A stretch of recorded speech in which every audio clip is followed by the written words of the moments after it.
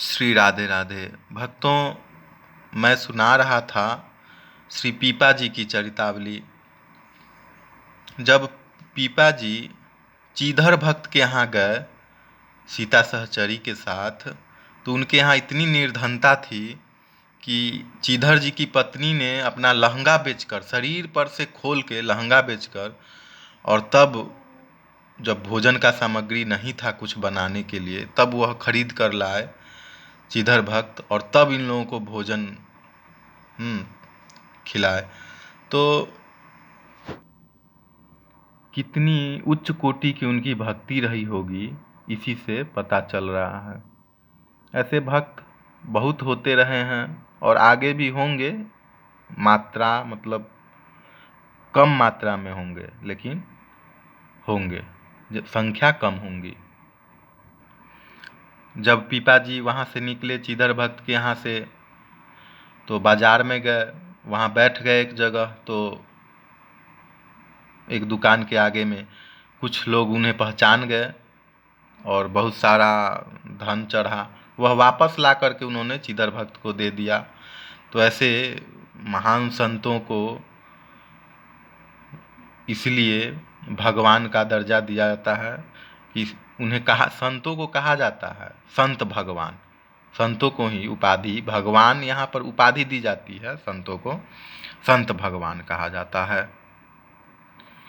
एक बार श्री पीपा जी और सीता सहचरी जी रात्रि में एक सरोवर पर गए। तो वहाँ ये लोग बात कर रहे थे। चूँकि यह दिव्य संत थे, इन्हें पता चल जाता था कि कहाँ पर धन गड़ा हुआ है, कहाँ क्या हो रहा है। तो यह बोल रहे थे कि फलाने जगह पर बहुत सारा धन गड़ा हुआ है। संयोगवश वहीं पर कुछ चोर थे, सुन लिए, तो वह गए, खुदाई किया और एक मटका उन्हें मिला। तो इन्होंने तो सही ही बताया, लेकिन वह उन लोगों का भावना सही नहीं था। चोर थे वे लोग।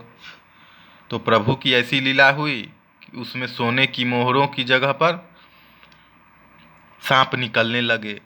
तब उन लोगों ने सोचा कि उस बाबा ने हम लोगों को बेवकूफ़ बनाया है, और बदला की भावना से उस मटका को लेकर और उनकी कुटिया में आकर फेंक गया। यह लोग भजन कर रहे थे, तो इन लोगों ने खोल कर देखा तो उसमें सोने का मोहरे निकले। तो देखिए इनकी भावना कैसी, भगवान भावना के कैसे भूखे होते हैं, और कैसे उनके पास यह धन पहुंच गया। तब भी देखिए इन्होंने उस धन का, उस सोने की मोहरों का परमार्थ में खर्च कर दिया। दूसरा सांसारिक रहता तो भोग विलास में खर्च करता, लेकिन इन लोगों ने उस धन का सदुपयोग किया, धर्म में रक्षा किया, परमार्थ में रक्षा किया, मतलब खर्चा किया। फिर एक बार एक राजा आया टोडे से, टोडे का राजा था सूर्यसेन मल, इनका शिष्य बनने के लिए आया। तो इन्होंने कहा कि मैं बहुत परीक्षा लूँगा कठिन। वह तैयार हो गया, बहुत सारी परीक्षाएं ली, वह पास हो गया। फिर इन्होंने अंत में कहा कि तुम अपना राजपाट और सारी रानियों को मुझे दे दो। तब लेकिन वह राजा बहुत ही श्रद्धावान था, उसे तो लगा कि यह तो एकदम सही में मांगने लगे, यह तो वास्तविक रूप में मांग रहे हैं। तब भी इतना श्रद्धावान था वह राजा सूर्यसेन मल कि वह दे दिया। फिर कुछ दिनों बाद इन्होंने, पीपा जी ने उस राजपाट और रानियों को इन्होंने वापस कर दिया और राजा सूर्यसेन को अपना शिष्य बना लिया। फिर एक व्यापारी को किसी ने कह दिया कि पीपा जी के पास बहुत सारा बैल है। वह बैल का व्यापारी था, उसे बैल खरीदना था। तो किसी ने कह दिया कि पीपा जी के पास बहुत सारा बैल है।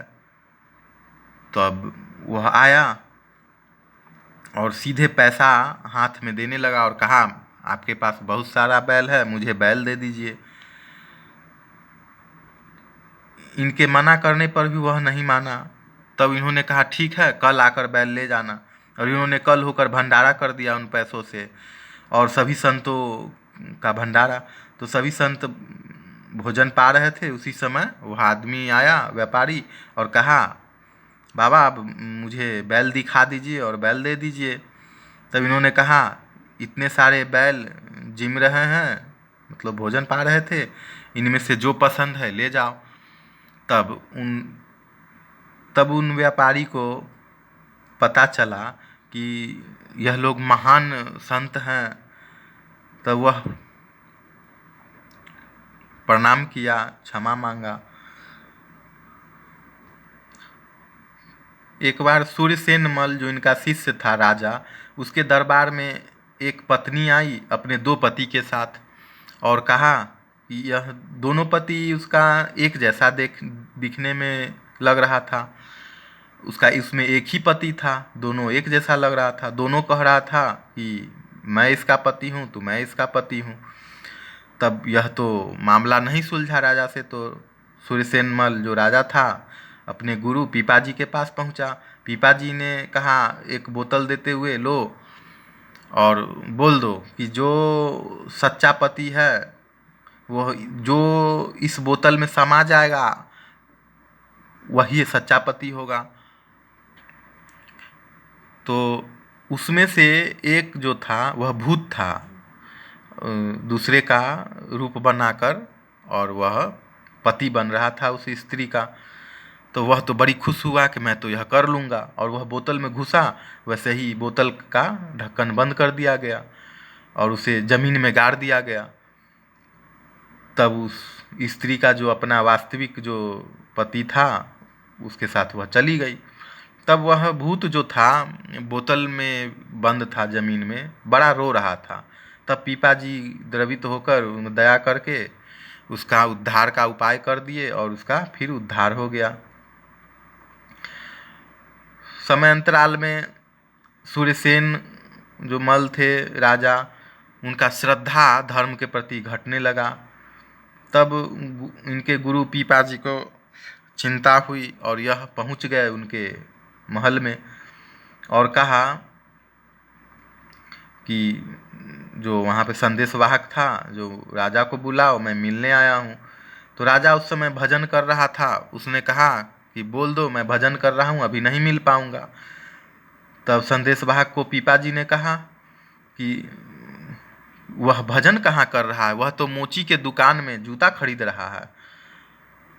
यह बात जाकर संदेशवाहक ने कह दिया राजा से। राजा दौड़ा दौड़ा आया और इनके चरणों में गिर गया और कहा, आपने एकदम सही कहा है। मैं तो भजन तो जरूर कर रहा था, लेकिन मेरा ध्यान मोची के दुकान पर था और मैं वहाँ जूता ही खरीद रहा था, मुझे क्षमा करें। फिर राजा अपने गुरु के साथ, उनकी एक रानी थी जो कि बांझ थी, बंध्या थी, उनके बच्चे नहीं हुए थे, उनके कमरे में गए। तब क्या देखते हैं कि जो बंध्या रानी उसकी थी, जो बांझ थी, उसको बच्चा हो गया है। उसके रूम में गए के कमरे में, तो फिर देखते हैं वह बच्चा बच्चा नहीं है, वह शेर बन गया। तो यह सब गुरु की लीला थी, पीपाजी की लीला थी। तब वह हाथ जोड़ कर क्षमा मांगे कि मेरी श्रद्धा में कमी हो रही थी, इसी के लिए आपने मेरा श्रद्धा बढ़ाने के लिए, मेरा धर्म की रक्षा करने के लिए आपने मुझ पर कृपा किया। तब राजा की श्रद्धा बढ़ी। एक बार पीपाजी के यहाँ संतों को, जो वहाँ उनके साथ संत रह रहे थे, उनको दही खाने की इच्छा हुई। तो संयोग बस उधर से ही एक दही वाली बेचते हुए जा रही थी। तो इन्होंने बुलाया और कहा कि पैसे तो नहीं है मेरे पास, लेकिन मेरे संतों को, जो संत हैं यहाँ, इनको खाने की इच्छा है, तुम पूरा दही दे दो। आज जो भर दिन में चढ़ावा आएगा वह सब मैं तुम्हें दे दूंगा। संयोगवश उसी दिन राजा आ गया और बहुत सारा धन चढ़ावे के रूप में दिया, मोतियों का माला दिया, सोने चांदी दिए, मोहरे दिए। तब वह सब धन उठाकर श्री पीपा जी ने उस दही वाली को दे दिया। कि मैंने कहा था कि जो भी धन आएगा वह सब मैं तुम्हें दे दूंगा, तो आज का यह धन है, सब ले लो। लेकिन दही वाली भी बहुत ही भक्तिन थी, कुछ ही धन लिया और सभी संतों भक्तों में परमार्थ में खर्च कर दिया। फिर एक बार एक दिन तेलिन तेल बेचते हुए जा रही थी, इन्होंने बुलाया और कहा, हमेशा तेल तेल बोलते रहती हो, समय भी व्यर्थ हो रहा है, तुम्हारा जीवन बेकार जा रहा है, और हमेशा तेल तेल बोलती हो, राम राम राधे श्याम सीताराम जपती क्यों नहीं हो, वही बोल बोल कर तेल बेचो। उसने कहा, राम राम तो वो जपते हैं जब अर्थी लेकर कंधों पर लेकर जाते हैं तो राम नाम सत्य है ऐसा बोलते हैं। तो इन्होंने कहा, सीताराम जपो, तो वो तो विधवाएं जपती हैं। तो कुतर्क करके वह तो चली गई। घर जब गई तो उसका पति मर गया।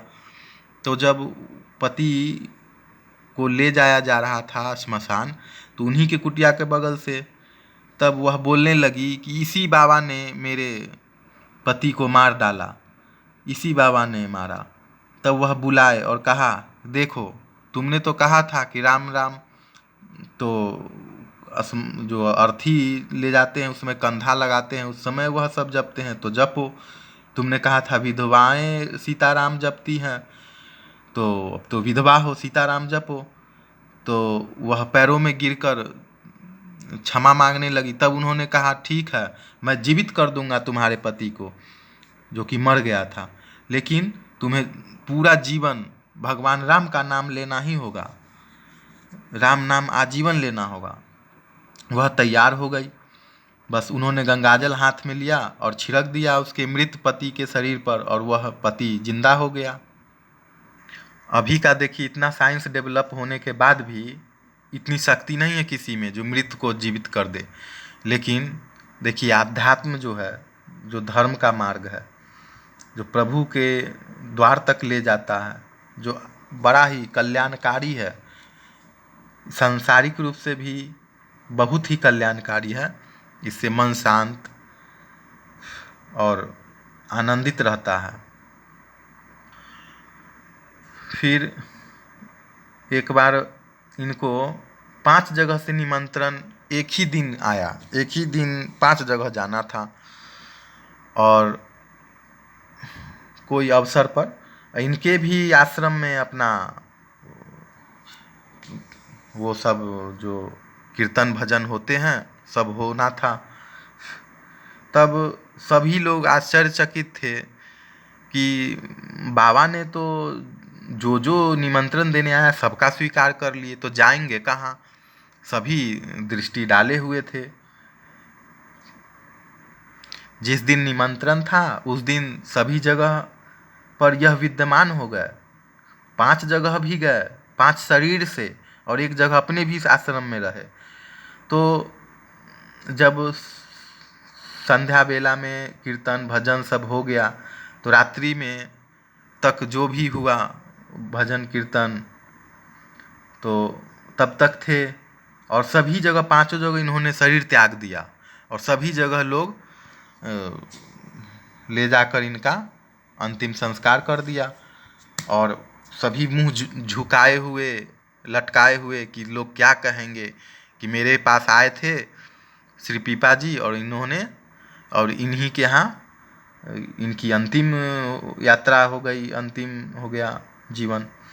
तो सभी को बड़ा ही लज्जा महसूस हो रहा था। सभी लोग जब आए तो इन्होंने देखा कि यहाँ तो पीपा जी बैठे हुए आराम से भजन में कर रहे हैं। तो बड़ी खुशी भी हुई और विस्मय भी। तब इन लोगों ने जाना कि यह तो अति शक्तिमान है, यह तो प्रभु के पार्षद हैं कोई, यह तो मानव नहीं है, अद्भुत हैं, महान हैं। सभी लोग जान गए पीपा जी के बारे में। एक बार श्री रामानंदाचार्य जी के शिष्य अनंतानंद जी, जो कि गुरु भाई थे पीपा जी के, तो अनंतानंद जी के शिष्य थे रंग जी, जो कि जयपुर के देवेशा नामक स्थान पर रहते थे। उनकी इच्छा थी जो पीपा जी मेरे यहाँ आए, बार बार वह पत्र लिखकर भेजते थे। तब एक बार पीपा जी पहुँच गए एक बार बिना किसी सूचना के उनके यहाँ। तो उस समय रंग जी उस समय भक्ति में थे, बैठे हुए थे और मानसी पूजा कर रहे थे। तब मानसी पूजा में जैसे अक्षत फूल जो भी होता है, जैसे लोग करते हैं पूजा रूम में बैठकर, उसी तरह से मानसी पूजा किया जाता है, मन से केवल, लेकिन मन में ही सब कुछ किया जाता है। तो वह मानसी पूजा कर रहे थे, उसमें उन्होंने पहले मुकुट पहना दिया प्रभु को, और माला बाद में पहनाते। माला पहनाकर मुकुट पहनाते, लेकिन पहले मुकुट उन्होंने पहना दिया, और तब माला छोटा पड़ने लगा क्योंकि मुकुट थोड़ा चौड़ा बड़ा होता है। तब इन्होंने उनकी मन की बातें जान गए, यह तो महान थे, प्रभु के पार्षद थे। इन्होंने बगल से कहा कि अरे माला का गांठ खोलकर और फिर उसे बांध दो गले में, और पहना के फिर बांध दो। तब उस समय तो वह बड़ा विस्मय में पड़ गए, यह कौन बोला। तो उस समय तो उन्होंने गांठ खोलकर और अपने मानसी पूजा में प्रभु को उस माला का गांठ खोलकर और पहना दिया। जब पूजा से उठे तब इन्होंने देखा कि आखिर है कौन, देखकर बड़ा ही प्रसन्न हुए। लेकिन एक बात की इनको दुखी तो हो गए, इनकी इच्छा थी कि जब भी श्री पीपा जी आए तो उन्हें वह बहुत धूमधाम से स्वागत करके उन्हें बुलाए, और यह एकाएक जाकर एक बार उन्हीं के कुटिया में जाकर बैठ गए। तब इनकी इच्छा थी, इन्होंने कहा, तो यह उनके कुटिया से पीपा जी 1 कोस दूरी पर एक बाग में जाकर बैठ गए। फिर वहाँ से इन लोगों ने पालकी गाजे बाजे के साथ बड़ा ही धूमधाम से इन्हें आदर सत्कार के सहित फिर लाए यह लोग। तो ऐसी ऐसी इच्छाएं होती हैं भक्तों की। एक बार सूर्यसेन के राज्य में अकाल पड़ गया, बारिश नहीं हुई। तब वह भागा भागा आया और गुरु के चरण में, श्री पीपा जी के चरण में गिरा और कहा, मेरे राज्य की रक्षा कीजिए। तब श्री पीपा जी उनके राज्य में जगह जगह पर खड़ा होकर गड़ा हुआ जो धन था वह निकलवाने लगे, और कहा, इससे बाहर से दूसरे राज्यों से अन्न मंगवाकर और तब जनता में बांटो। तब राजा ने यही किया। श्री पीपा जी को उनके गुरु जी का हमेशा स्वप्न होते रहता था, स्वप्न में वह आते रहते थे। तब और इन संतों का और भक्तों का स्वप्न सच्चे और दिव्य होते हैं।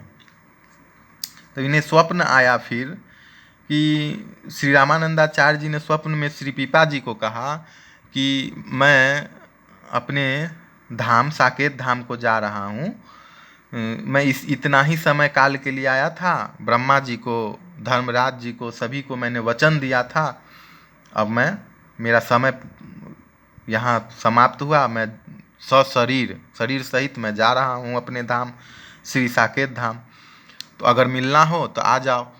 बस यह सपना होते श्री पीपा जी दौड़े दौड़े गए काशी में, वह रहते थे, काशी गए श्री रामानंदाचार्य जी से मिलने, उनका दर्शन करने।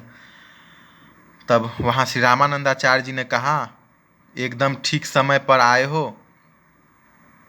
और श्री रामानंदाचार्य जी साकेत धाम के लिए प्रस्थान कर गए। फिर कुछ दिन वहाँ रहकर श्री पीपा जी भी अंतर्ध्यान हो गए। देखिए भक्तों, कितने महान होते हैं ऐसे संत, बड़ी ही इनकी लीला होती है, बड़ी महत्ता होती है।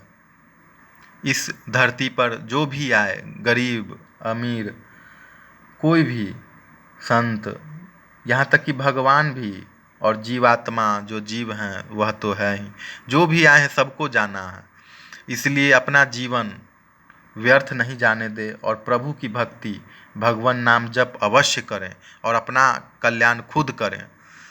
तो यह चरितावली यहीं पर पूर्ण होता है। श्री राधे राधे, जय श्री राधे।